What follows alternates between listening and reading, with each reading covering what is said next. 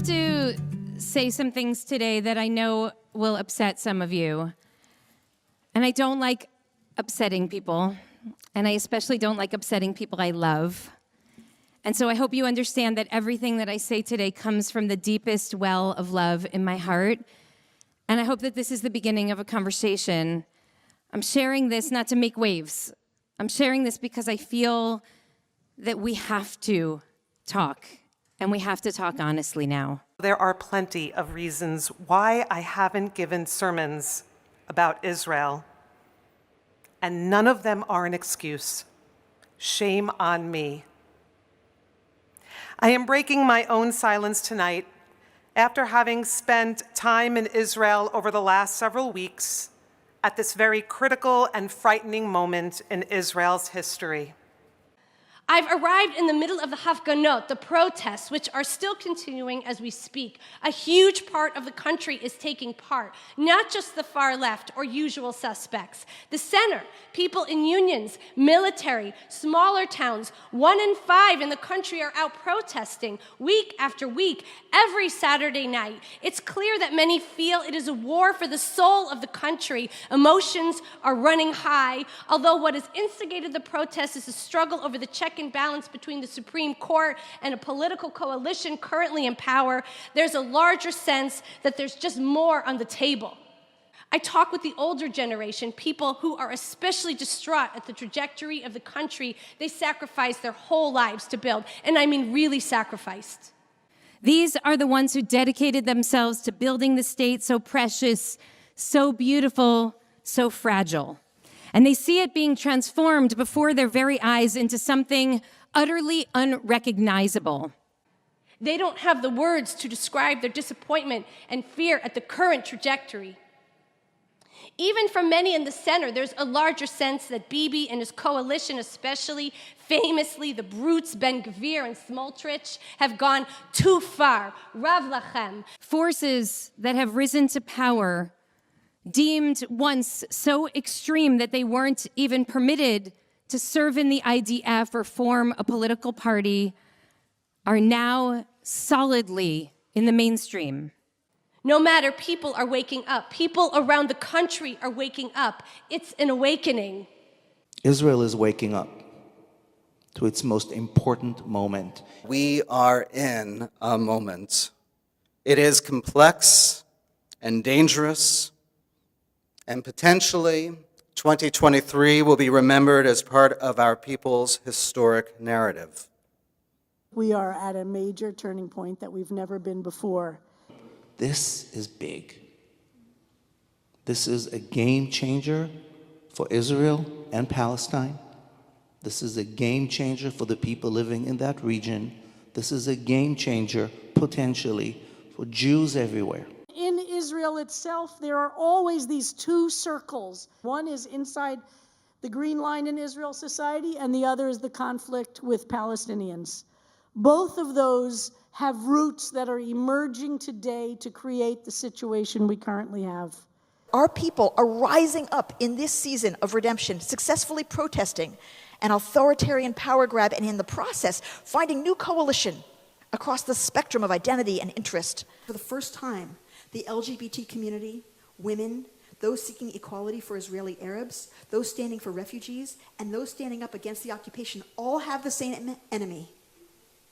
They are seeing the connections between themselves. They are seeing that it's the same struggle. They are seeing that democracy, for them, depends upon ending the occupation for Palestinians. And possibly, they will keep marching and singing and dancing through the opening that they have found toward full democracy and equality and dignity for all Israelis and Palestinians. The new coalition has no real coherent council. It's each after its own power, validated by the appearance of a coalition whose main rallying point is that there should be no check on anything they can come up with by the slimmest of majorities. There should be no judges in Israel, a nation that originated in judges. This is a conversation between Jewish citizens of Israel who are asking, how did we get here? And while the occupation of Palestine is not front and center, it is front and center, because this is part of how we got here. This moment demands an awakening on both sides of the sea, an honest reckoning. And I understand the fear and the danger that prevents that kind of conversation from happening here in our American Jewish community. We who know Jewish history. Through the eyes of Jewish history, the creation of the State of Israel not 75 years ago is, like the Mishkan, nothing short of a miracle. Right? Not 3 years after the devastation of the Holocaust and the decimation and loss of 2/3 of European Jewry, the State of Israel represented rebirth. Thousands of Jewish people have fallen to their knees and kissed the earth as the plane or boat or camel or their feet took them to this land. And when they realized through tears that after generations of wandering and shame and being the butt of anti-Semitic jokes and violence the world over, of not having control of their destiny or security, here in this place, they would. And they would recreate themselves, and they would not apologize for surviving, for thriving. We don't want to fuel those who would do us harm. And yet I know that Dr. King was right, that there is nothing more tragic than to sleep through a revolution.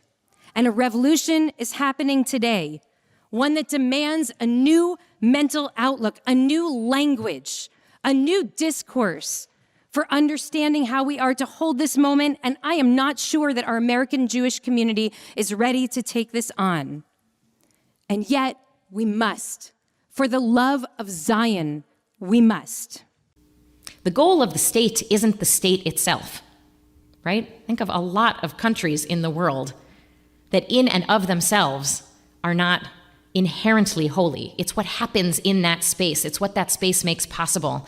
The goal of the state isn't the state, it's the dignity and safety and self-determination, the determination of one's own destiny that is possible in a state. That's the goal. The way a country is seen is by how its leadership presents it to the world. Are we becoming Viktor Orban's Hungary, Putin's Russia, or Pharaoh's Egypt? We become as a nation what we most abhor sometimes, what we were to distinguish ourselves against. And leaders who mean well cannot avoid the responsibility for making us what we thought we were running away from. Israel is not perfect.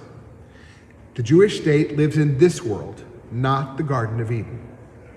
Continually missing opportunities for peace with its Palestinian neighbors is Israel's greatest failure, though also not entirely Israel's fault, living as it does in the world's most dangerous neighborhood. An inhumane rule of Palestinians in the occupied West Bank competes with inequality for Israel's Arab citizens for the title of Israel's greatest shame. While I was in the West Bank, 2 young Jewish Israeli men from a settlement were shot dead by a Palestinian resident of Hawara. Settlers responded by torching homes, cars, and trees. Then, as everything was burning, stopping to offer evening prayers, and then continuing to terrorize. A Chilul Hashem, defiling our holy prayer in the light of the fire that they lit in someone else's home. As Israel's government slides further towards the extreme right, dismantling the judicial system and handing power to extremists, I am worried about us becoming Amalek, about wreaking havoc in front of us because we can't stop looking behind us over our shoulders for a threat. Israel's democracy is threatened. And if it is not a democracy, the remaining nation will no more be Israel than the golden calf was God. In the name of Judaism, we defend democracy.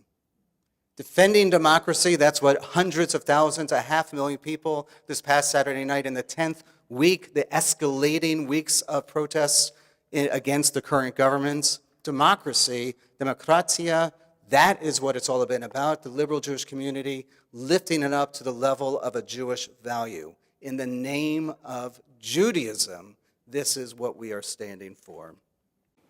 Can Israel be both Jewish, the Jewish homeland, and can it be a democracy with equal rights for all? That's the big question. We can do both. We must be both. Jewish and democratic, fully equal, despite our long heritage of a binary, biblical, misogynistic, homophobic Judaism we inherited, is what we here know is not who we are.